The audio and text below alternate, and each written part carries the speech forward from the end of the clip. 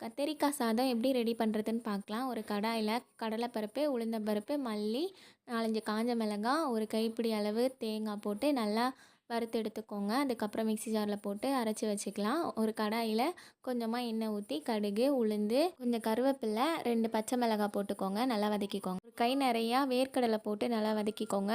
அதுக்கப்புறம் ஒரு வெங்காயம் போட்டு நல்லா வதக்கிட்டு கொஞ்சமாக மஞ்சள்தூள் போட்டுக்கோங்க. இஞ்சி பூண்டு விழுது அதோடு சேர்த்து நல்லா வதக்கிக்கோங்க.